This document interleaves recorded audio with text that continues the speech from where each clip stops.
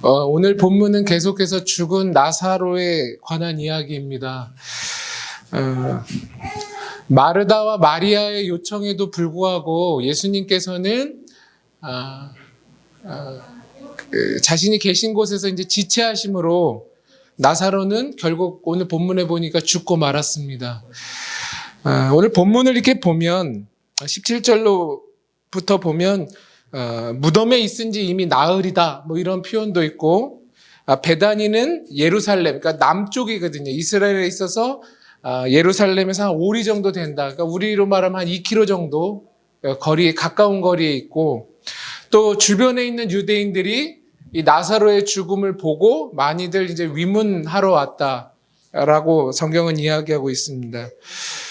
이 말은 어떤 말이냐면, 역사적으로 볼 때 죽은 지 나흘이다, 5리 정도 된다, 그 장소가. 그리고 사람들이 위문하러 왔다, 이런 말은 역사적으로 볼 때 이 내용이 사실이라는 말입니다. 오늘 요한은 그것을 이제 증거하고 있는 것이요. 나사로는 참으로 죽었고, 또 많은 사람들이 목격했고, 예수는 그 죽은 나사로를 다시 살렸다라고 하는 것이 오늘 이제 실제 사건으로 등장하고 있습니다. 오늘 본문은 예수님의 자기 증명이 다시 나타납니다. 에고 에임이라고 했는데 헬라어로 나는 뭐뭐이다, 이런 5번째 이야기입니다. 25절에 뭐라고 얘기합니까? 나는 부활이고 나는 생명이다, 이렇게 예수님이 자신을 알리셨어요. 여러분, 죽은 나사로가 다시 산 사건은 지난주에 말씀드린 것과 같이 예수 그리스도의 죽으심과 예수 그리스도께서 부활하신다라고 하는 것의 예표라고 얘기했습니다. 예표라는 말은 뭐냐면, 이 표적이 가리키는, 이 기적의 사건이 가리키는 어떠한 지점이 있다는 거예요.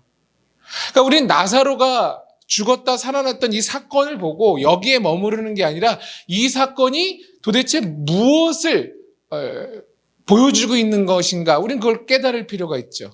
그러니까 그림자가 있으면 뭐가 있죠? 형체가 있는 것처럼 이 사건이 궁극적으로 말하고자 하는 실제 사건은 예수가 죽으시고 부활하신다라고 하는 어떤 예표로서 오늘 등장한다는 것입니다. 이것을 보지 못하면 우리는 이 본문을 제대로 이해할 수가 없는 것입니다. 오늘 본문의 핵심적인 교훈은 예수님과 마르다와의 대화의 내용 안에서 우리가 살펴볼 수 있습니다. 예수님과 마르다의 대화 내용은 무엇이냐면, 예수님께서 너는 무엇을 믿고 있는가, 이렇게 질문하는 것입니다. 그리고 마르다는 뭐라고 얘기하냐면, 나는 무엇을 믿고 있다, 이렇게 대답을 합니다. 그게 어디에 등장합니까? 25절부터 26절입니다.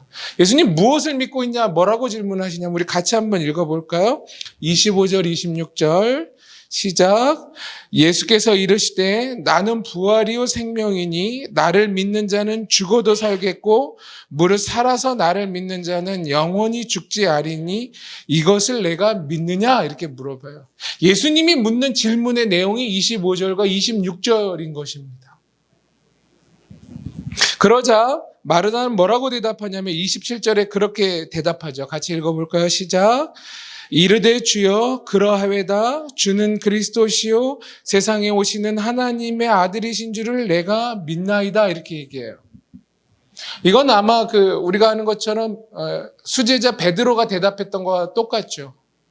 아주 칭찬할 만한 대답을 해요. 그러니까 예수님이 믿음을 뭘 믿느냐를 물어보시고, 또 마르다는 자기가 믿고 있는 바를 대답해요. 여러분, 믿음은 보통 내용입니다. 근데 믿음의 내용은 뭐냐 하면, 보통은 예수 그리스도의 정체성에 대한 고백이 믿음의 내용입니다. 우리가 얼마나 의지를 갖고 있느냐, 그것이 우리 믿음의 내용이 아니라, 믿음은 예수 그리스도의 정체성에 대한 것을 알고 그것을 고백하는 게 믿음의 내용이어야만 합니다. 오늘 성경에서는 그게 뭐죠? 예수님이 말씀하시는 내가 부활이고 생명이다라는 게 믿음의 내용이 돼야 됩니다. 또 하나님이 하신 일들에 대한 인정, 이게 믿음이 돼야 됩니다. 그러니까 하나님께서 하신 일들이 뭐죠? 오늘 예수를 통하여서 나사로를 살릴 뿐만 아니라 죽은 예수 그리스도를 성부 하나님께서 살리실 것을 뭐 하는 거예요? 믿고 고백하는 것. 그게 믿음의 내용이 되어야 됩니다. 이게 사실 전부입니다. 그러니까 우리 인생 가운데 중요한 것은 우리가 얼마나 의지를 갖고 얼마나 간절하냐. 보통 한국 사회에서는 그런 것을 믿음의 내용이라고 보통 얘기하지만 성경은 절대 그렇게 얘기하지 아니하고 너희가 믿는 예수 그리스도의 정체성이 무엇이냐라고 하는 걸 인식하고 그것을 고백하는 것. 그리고 나아가서는 하나님이 나사로에게 행하셨듯 성부 하나님이 예수께 행하셨듯 내 인생 가운데 행하실 것에 대한 인정, 이게 믿음의 내용이 되어야 한다는 것입니다. 그래서 본문 가운데 믿음은 예수 그리스도의 5번째 주장, 자기 주장, 내가 부활이요 내가 생명이다라고 하는 예수님의 자기 정체성에 대한 선포를 내가 인정하는 것뿐만 아니라 그 선포대로 예수님은 죽으셨다 부활하실 것을 인정하는 것, 그것이 이제 믿음이라고 할 수 있는 것입니다. 여러분, 부활은 사람이 죽어야만 가능해지는 것입니다. 그렇죠. 요한복음 11장 37절 오늘 읽은 마지막 구절에는 이렇게 어떤 사람이 이야기합니다. 예수라는 저자가 맹인의 눈을 뜨게 했던 사실도 내가 봤는데 이 죽은 자를 살릴 수 없었느냐라고 하면서 반문을 해요. 예수님 죽기 전에, 나사로 죽기 전에 오셔서 살리실 수 있었겠죠. 그 병 가운데. 그러나 예수님 그렇게 하지 않으셨어요. 왜 그랬냐면 예수님은 나사로를 통해서 자기의 정체성을 증명해야만 했죠. 그리고 하나님의 일하심을 드러내야만 했어요. 그러려면 나사로는 어떻게 해야 되죠? 죽어야만 했어요. 그래야만 무엇이 성립되니까? 부활이 성립되니까. 인간은 보통 죽음이라고 하는 상황에 내몰려야만 비로소 부활이라는 주제를 생각해 볼 여지를 갖게 돼요. 그러니까 젊을 때 우리가 평생을 살 것 같잖아요. 근데 이제 70이 넘고 80이 넘고 이러면 뭘 이제 생각하죠? 죽음을 생각하잖아요. 그리고 죽음 넘어도 고민하게 되잖아요. 우리 인간은 다 그래요. 그래서 우리에게 주어진 인생을, 그리고 이 주어진 인생 가운데 부활을 경험하려면 우리가 보통 죽음의 상황 가운데로 내몰려야만 해요. 그러기 전까지 우리는 부활을 생각해 보질 않아요. 사람이 죽어야만 그 능력이 입증되어지는 게 부활이에요. 그래서 우리 안에 이러한 고백이 나오죠. 사는 게 사는 것 같지 않다. 죽는 게 더 낫겠다.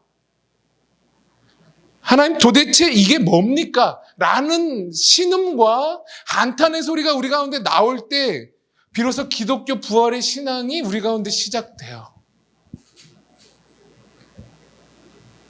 여러분이 퍽이나 괜찮고 잘 나가면 우리는 죽음이라든지 더 나아가서 부활에 대해서 별로 우리는 생각하지 않아요. 우리 인생이 죽을 것 같고 죽는 게 더 낫다 싶은 그런 생각이 들 때만 우리는 비로소 부활이라고 하는 주제를 조금이나마 생각할 수 있는 여지를 갖게 돼요. 왜? 부활은 죽음을 거쳐야만 등장하는 단어이기 때문에 그래요. 부활은 죽음을 전제하고 죽음을 따라 들어와 우리에게 펼쳐지는 하나님의 신비가 부활이에요.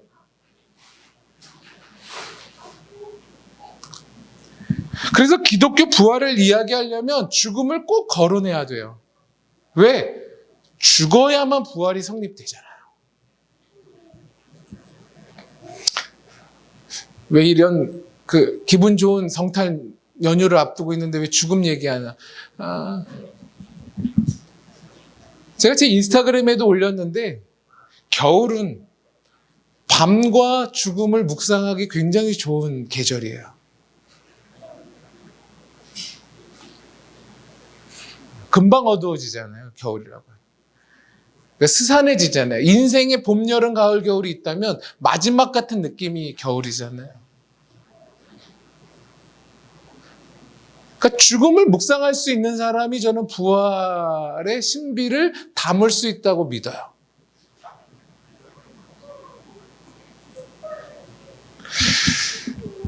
우리는 부활을 이야기하려면 꼭 죽음을 거론해야 되는데 우리는 나도 많이 익숙하게 들어와서 예수 그리스도의 십자가의 죽음이 식상하게 들려요.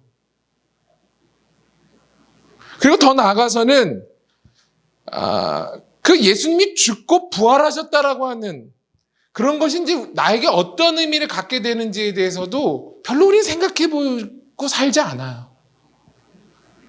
그러니까 예수님 날 위해 죽으셨다는 걸 너무 많이 들어서 식상하고 부활은 그 죽음이 식상하고 별로 죽음을 많이 생각해보지 않으니 부활은 별로 나와 동떨어진 이야기처럼 들리죠. 그냥 예수 믿다가 그냥 죽으면 살게 되면 사는 거고 아니어도 할 수 없고 그 정도의 의식을 갖고 우린 살아가요. 여러분 십자가의 대속의 성격 그리고 여러분 부활의 능력은 과연 뭘까요? 누군가 여러분에게 와서 여러분 예수 그리스도의 십자가의 대속의 사건과 그분이 부활하셨다는 걸 믿는다면 그것이 당신에게 어떠한 성격과 의미를 갖냐고 저에게 좀 설명해 달라고 하면 여러분 뭐라고 대답하시겠어요?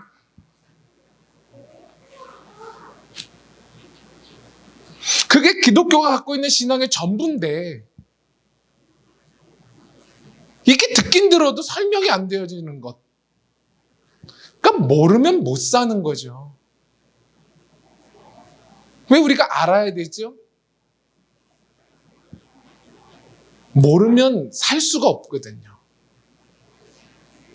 안다고 다 사는 건 아니지만 모르면 아예 못 살아요.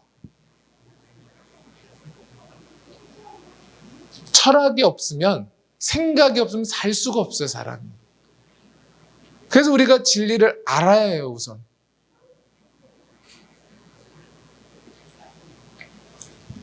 요한복음 11장 25절에서 26절까지 부활절에 꼭 이렇게 등장하는 이 본문. 예수께서 이르시되 나는 부활이요 나는 생명이니 나를 믿는 자는 죽어도 살겠고 무릇 살아서 믿는 자는 영원히 죽지 아니하리니 라는 이 말이 의미하고 있는 바를 우리는 설명할 수 있을까요?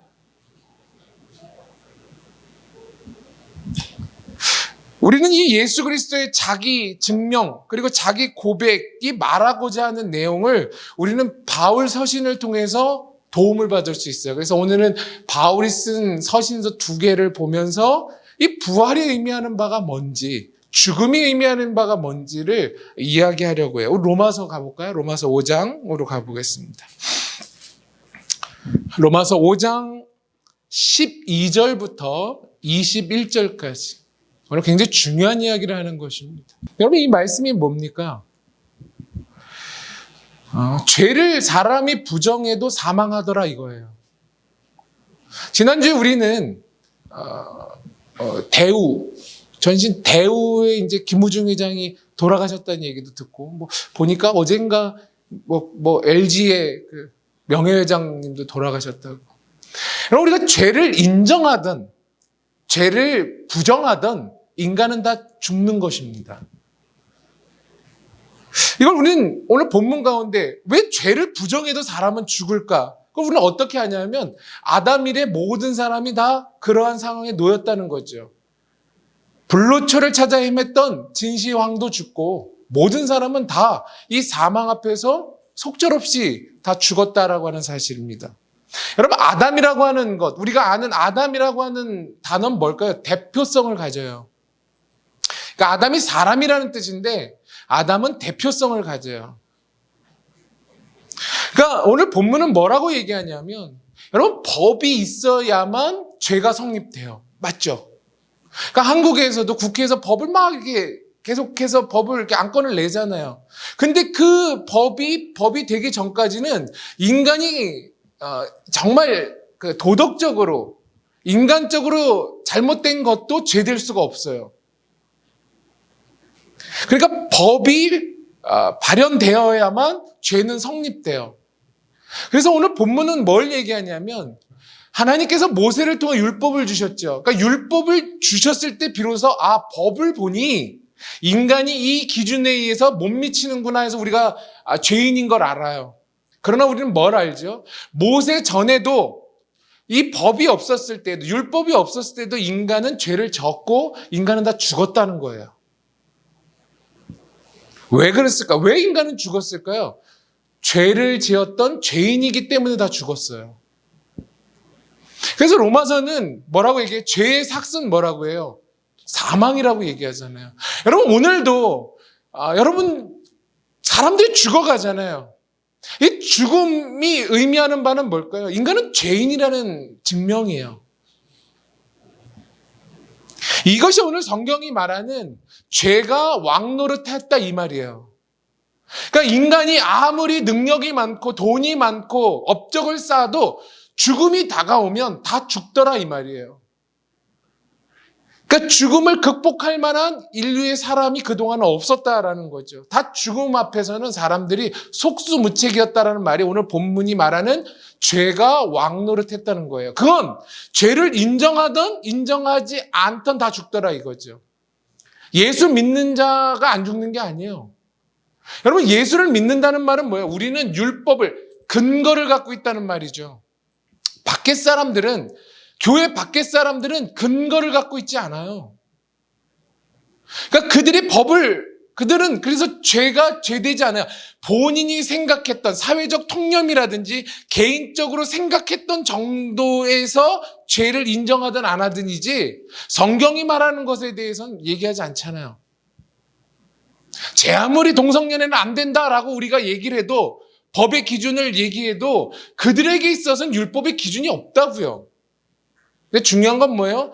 이 안에 율법을 가지고 있던 근거를 갖고 있던 그리고 밖에 그러한 근거를 갖고 있지 않던 사람은 다 죽더라 이 말이에요. 제가 예전에 들었던 이야기인데 교통사고 나서 사망한 자의 배를 갈라보면 의외로 말기 암 환자가 많더래요. 그러니까 그 사람은 교통사고 나서 죽어서 배를 갈라봤지만 그들이 그거를 알아도 죽을 수밖에 없고 몰라도 죽을 수밖에 없는 거죠. 인간은 다 그래요. 우리가 법의 기준을 갖고 우리가 죄책감을 갖는다고 안 죽는 것도 아니고 안 갖는다고 사는 것도 아니에요. 이것이 여러분 죄가 왕노릇했다 이 말이죠. 오늘 본문은 5장 14절에 아담은 오실자의 모형, 예표다 이렇게 얘기를 해요. 15절에 뭐라고 얘기하냐면 이 은사는 범죄와 같지 아니하니 곧 한 사람의 범죄로 인하여 많은 사람이 죽었다 이 얘기예요. 그 어떤 아담이죠? 첫 번째 아담이죠. 그러니까 아담 이래 모든 자는 그 아담의 죄의 속성을 부여받아 다 죽더라 이 말이에요. 그래서 인간은 성악설이냐 성선설이냐 우리는 끊임없이 철학자들이 얘기했지만 성경은 뭐라고 얘기해요? 인간은 죄 가운데 탄생해요. 인간은 죄를 대물림 받아요. 그래서 아무리 예쁘고 귀여운 어린아이라 할지라도 다 그 죄성을 갖고 태어나요. 안 가르쳐도 아이들이 뭐부터 배워요? 욕부터 배우잖아요. 여러분이 지극정성으로 한다 할지라도 하나님이 돌봐주시지 않으면 우리는 죄 가운데 머무를 수밖에 없다라는 것이죠. 그런데 오늘 본문은 5장 15절에 뭐라고 얘기냐면 그 한 사람의 범죄로 인하여 인류가 사망에 이른 것처럼 또한 한 사람으로 말미암아 은혜와 선물이 주어져서 살게 되었다라고 얘기해요. 그 다른 아담은 누구죠? 예수지요. 그 첫 번째 우리가 알고 있는 그 인류의 시초였던 아담은 하나님을 등지는 죄를 통하여서 인류 가운데 죄의 유산, 죽음을 전가하였지만 새로운 아담, 대표를 가지신 예수 그리스도는 그분 안에 은혜를 담고 성경은 오늘 뭐라고 하냐면 자신이 의의 선물이라 하여 그것을 미침으로 말미암아 사람들을 생명 가운데로 이끌었다라고 얘기를 해요. 그것이 하나님의 호의예요. 하나님의 페이버예요. 하나님의 친절이고 하나님의 정성이에요. 오늘도 하나님께서 그래서 우리에게 시간을 주시고 하나님께서 그래서 우리에게 상황을 허락하세요. 뭐 하시는 거예요? 나는 나의 은혜의 선물을 너희에게 끼치기 원한다. 그래서 우리 시간을 딜레이하는 거예요. 상황을 허락하시는 거예요. 사람은 언제 훌륭하게 되죠? 좋은 집에 태어나면 훌륭하게 될까요? 나쁜 집에 태어나면 훌륭하게 못 될까요? 어떤 사람은요, 좋은 집에 태어나서 방탕한 사람이 있어요. 어떤 사람은 너무 힘든 상황에 처해져서 오히려 성공하는 사람이 있더라 이거예요. 좋은 집이 꼭 성공을 보장해 주는 것도 아니고 나쁜 가정이 꼭 실패를 이야기해 주는 건 아니라고요. 은혜가 한 사람으로 하여금 어떤 상황에 있든지 훌륭하게 만들어요. 예전에 손가락 없이 이게 피아노 치는 친구 한번 본 적이 있어요. 자기는 그게 없었다면 피아니스트가 되지 않았다는 거예요. 자신의 불구와 부족함이 오히려 피아니스트를 만들었다라고 얘기하기도 해요. 그러니까 중요한 건 우리가 처해진 상황이 아니라 그 처해진 상황이 부유하던 가난하던 하나님이 거기에 뭘 담느냐가 제일 중요한 것이죠. 죄인 가운데 뭘 담았대요? 사망에 있는 자에게 하나님이 은혜를 담고 하나님이 의의 선물을 담으셨다는 게 오늘 본문이 이야기하는 거예요. 그게 생명이라고, 생명.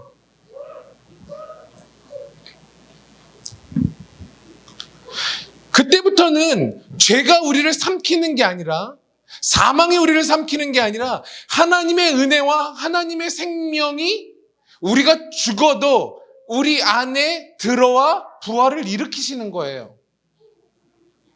지난번 주에도 말한 것처럼 하나님은 언제 영광을 받냐면 하나님 이렇게 영광을 받아주시옵소서라고 영광이 되어지는 게 아니라 우리가 죽었을 때 하나님이 우리 죽은 자 안에 자신의 생명을 담아 영광을 취하신다 이렇게 얘기했어요. 그러니까 우리가 하나님께 영광을 드리려면 우리가 잘 죽으면 돼요. 그게 성경이 말하는 뭐예요? 자기 부정이잖아요. 인간이 제일 못하는 게 뭐예요? 자기가 자기 목숨을 못 끊어요. 인간은 스스로 죽을 수 없어요. 상황이 나를 죽여가지요, 보통. 그러니까 인간이 죽으면 비로소 하나님 거기 뭘 담으세요? 하나님의 생명을 담아 영광을 취하신다 이 얘기죠. 그러니까 인간이 잘하는 건 뭐야? 맨날 죄 짓는 것밖에 잘하는 게 없어요, 저희가.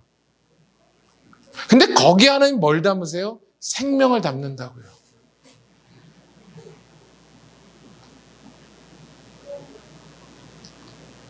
우리는 탕자잖아요. 탕자가 뭐죠? 부모가 있어도 부모 없는 것처럼 행동하는 사람이잖아요. 지난주 우리 일주일이 어땠어요? 탕자처럼 살았잖아요. 부모가 있어도 부모 없는 것 같이.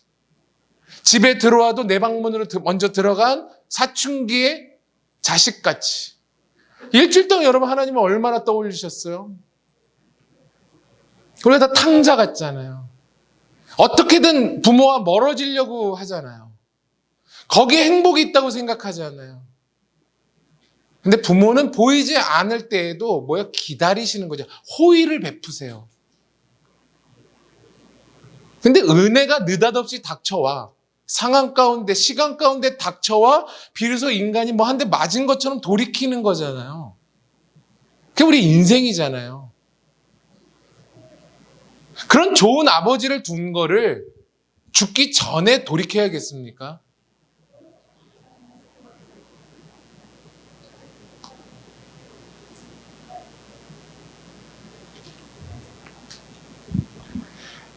생명이 왕노릇하는 부활은 어떻게 주어질까요? 생명이 죽음 가운데로 들어와 부활을 일으키는 이 능력은 어떻게 드러나는가 하냐면 오늘 로마서에서는 15절부터 바울은 끊임없이 얘기해요. 15절에 한 사람 예수 그리스도의 은혜로 말미암아 이 일이 가능하다 이렇게 얘기해요. 16절에서는 한 사람으로 말미암아 가능하다 이 얘기하죠. 예수지요. 17절에는 한 분 예수 그리스도를 통하여 이 일이 가능하다 이렇게 얘기하고 18절엔 한 의로운 행위로 이것이 가능하다 이렇게 말하고 19절에서는 한 사람의 순종하심으로 말미암아 이 생명이 왕노릇하는 게 가능하고 마지막 21절에서는 주 예수 그리스도로 말미암아 이 생명의 부활의 사건이 가능하다라고 15절부터 끊임없이 얘기해요. 한 절 한 절 한 절. 한 사람으로 말미암아 예수로 말미암아 그의 은혜로 말미암아 그 순종함으로 말미암아 그로 말미암아 끊임없이 바울은 이야기하죠. 여러분 생명이 어떻게 가능하다고요? 예수로만 가능하다는 거예요.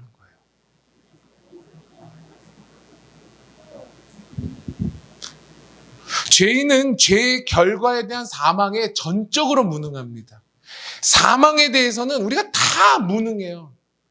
그토록 돈 많았던 스티브 잡스도 죽었잖아요.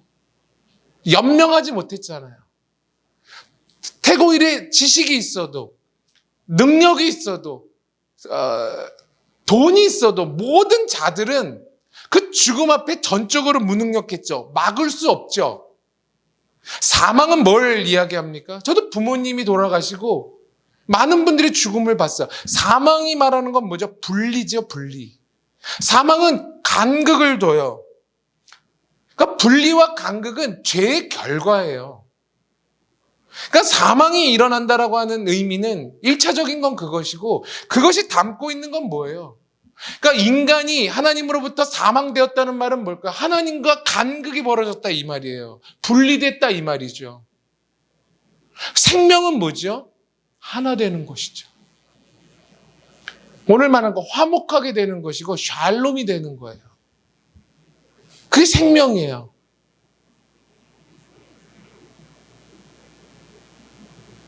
그래서 우리가 가는 새하늘과 새 땅은 도래할 그 새하늘과 새 땅은 뭐죠? 어린 양과 사자가 뛰노는 거죠. 분리되지 않아요. 모두가 하나가 되는 것이죠. 모두가 화목하게 되는 것이 샬롬을 이루어지는 것이 하나님의 나라인 것이요. 가난한 자와 부한 자가 하나가 되어지는, 약한 자와 강한 자가 하나가 되어지는, 그게 뭐예요? 생명이라는 거죠. 그러니까 영원한 생명은 샬롬이 이루어지는 거예요. 하나됨이 이루어지는 거예요. 사망은 뭐라고요? 분리가 이루어지는 것이고 간격이 생기는 거라고요. 지난주 여러분의 삶은 어떠셨습니까? 샬롬이셨습니까? 하나님과?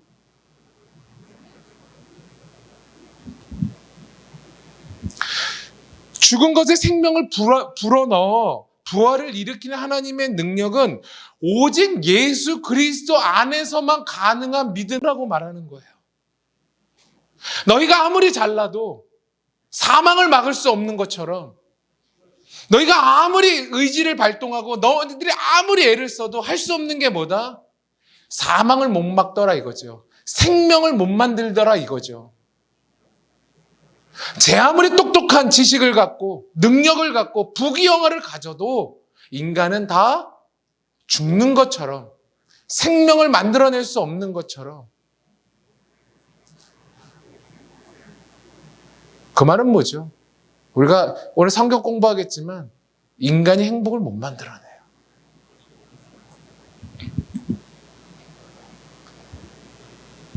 이러한 부활에 대해서 요한복음의 마르다는 어떠한 생각을 갖고 있었나요? 이렇게 얘기하죠. 주께서 여기 계셨더라면 내 오라비가 죽지 아니하였을 것이다 라면서 과거를 얘기해요. 부활에 대해서.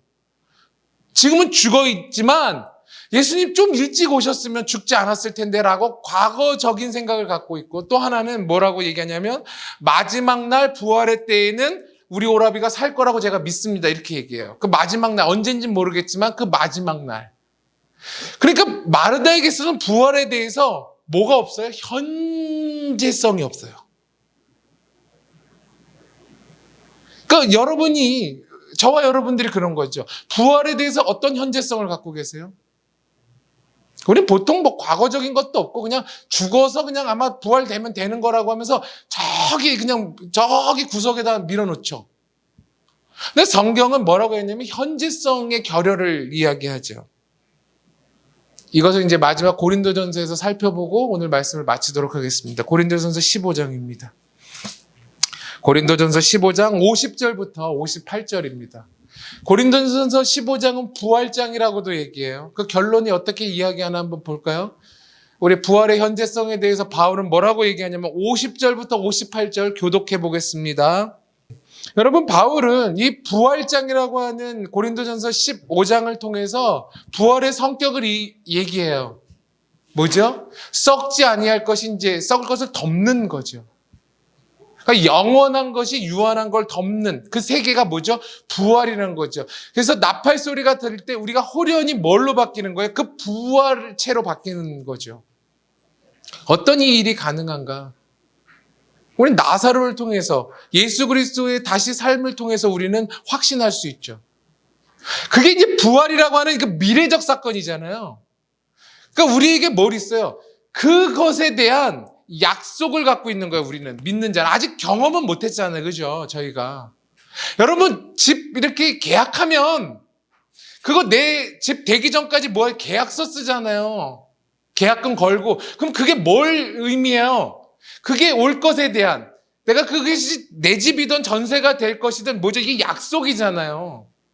그것이 뭐예요? 그것을 증명하는 것처럼 우리가 아직 그 세계가 아직 오지 않았지만 우리는 뭘 약속으로 갖고 있어요? 오늘 나사로 사건뿐만 아니라 예수 그리스도의 죽음과 부활을 우리는 약속으로 갖고 있다고요. 믿는 자는. 이해하시겠어요? 그래서 아직 오지 않았기 때문에, 그렇죠, 우리가 의심하잖아요. 이 계약서로 이 집이 내 집이 될까?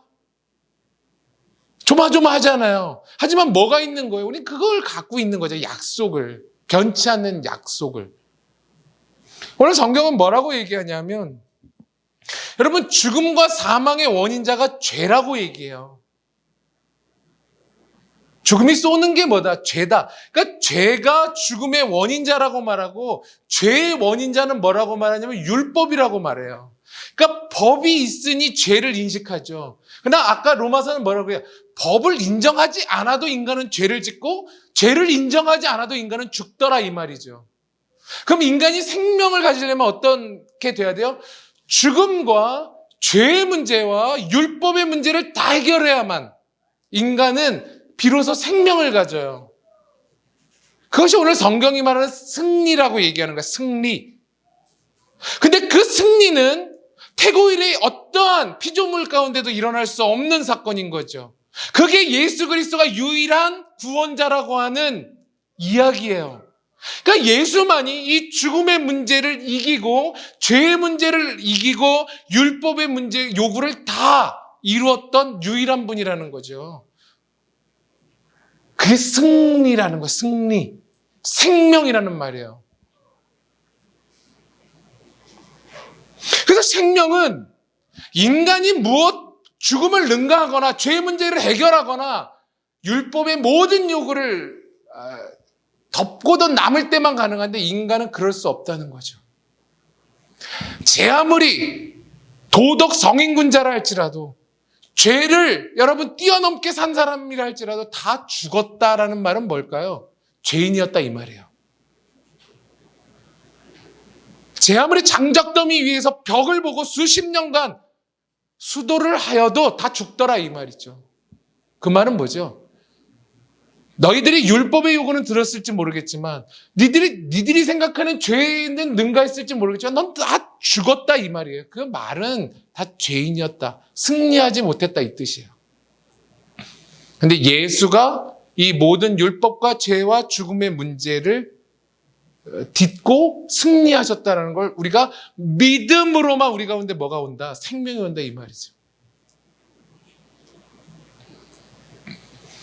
사망을 삼키고 죄의 문제를 해결하고 율법의 요구를 넘어서는 지점이 어딜까요? 오늘 본문은 뭐라고 얘기하냐면 57절에 그렇게 얘기하죠. 우리 주 예수 그리스도로 말미암아 우리에게 승리를 주시는 하나님께 감사하노니. 그러니까 바울은 끊임없이 누구로 말미암아? 주 예수 그리스도 그 한 분으로 말미암아만 이 사망의 문제, 죄의 문제, 율법의 문제의 승리가 가져다진다 이렇게 얘기를 해요. 그게 예수를 믿는다 이 말이죠. 그래서 부활의 현재성을 마지막 58절에 바울은 그렇게 얘기해요. 한번 우리 읽어볼까요? 58절. 그러면 현재성을 어떻게 살까? 시작. 그러므로 내 사랑하는 형제들아, 견실하며 흔들리지 말고 항상 주의 일에 더욱 힘쓰는 자들이 되라. 이는 너의 수고가 주 안에서 헛되지 않는 줄 알미라. 마르다의 그 결여됐던 부활의 현재성은 뭐예요? 두 가지로 얘기하지만 경고하고 흔들리지 말아라. 두 번째는 항상 주의 일에 더욱 힘쓰는 자들이 되라. 이게 내가 돌아오는 날 너희에게 있어서 헛되지 않은 두 가지 요구가 될 것이다라고 얘기를 해요. 경고하며 흔들리지 말라는 말이 뭘까요? 고린도 교회에게 있어서는 기독교 신앙의 전부인 예수 그리스도의 대속과 부활에 대한 진리에 흔들리지 않는 거예요. 두 번째, 항상 주의 일에 힘쓰라는 말이 뭘까요? 교회를 세우는 일에 수고하라는 거예요. 여러분, 교회를 세우는 일이라는 게 뭘까요? 교회가 뭘까요? 진리를 담고 있는 공동체죠. 그러니까 장기를 둘 때 죽어도 지켜야 될 게 뭐죠? 왕이잖아요, 왕. 그죠? 장기의 궁인가요? 왕을 지켜야 되잖아요. 그러니까 왕이 뺏기면 제 아무리 거기에 모든 게 살아있어도 게임이 지는 것처럼. 그래서 교회에 있어서 누구를 지켜야 될까요? 목사를 지켜야 될까요? 진리를 지켜야 되죠. 그러니까 교회를 위해 수고하라고 힘쓰라는 건 교회가 진리의 공동체니까 진리를 고수하는 거에 있어서는 타협하면 안 되는 거죠, 저희가. 진리를 배우고 진리를 듣고 진리를 나누는 거에 있어서는 우리가 할 수 있는 모든 수고를 다 해야 되는 거죠. 돈을 지불해야 될 것 같으면 돈을 지불해야 되고 내 힘을, 내 은사를, 내 재주를 거기다 지불할 것 같으면 거기다 우리는 다 지불해야 되는 것이죠. 교제는 교회 아닌 곳에서도 할 수 있어요. 밥은 교회 아닌 곳에서도 더 잘 먹을 수 있어요. 그러나 진리를 진리되게 가르칠 수 있는 곳은 어떤 학원도 아니고 학교도 아니고 사실상은 교회밖에 없어요. 바울이 말하는 부활의 현재성은 이것입니다. 기독교의 전부인 대속과 예수 그리스도의 대속과 부활의 이 진리에 있어서 너희가 더 단단해지기를 원할 뿐만 아니라 너희가 항상 교회를 위해서 힘쓰라. 진리의 공동체의 진리를 끊임없이 보호하는 것에 너희들이 힘쓰라. 이것은 나중 일이라도 절대로 헛된 일이 아니라는 것들을 인식해라. 그래서 사랑하는 여러분, 부활의 현재성을 사시려면 한 주 동안에서도 이 진리에 경고하고 흔들리지 않을 뿐만 아니라 하나님의 진리의 공동체인 이 교회를 세우는 것에 여러분이 가지고 하실 수 있는 것에 최선을 다하는 것, 그것이 우리가 할 수 있는 부활의 현재성이라고 저희는 믿습니다. 저 여러분들이 거기에 쓸 수 있는 복이 있기를 축원합니다. 기도하겠습니다.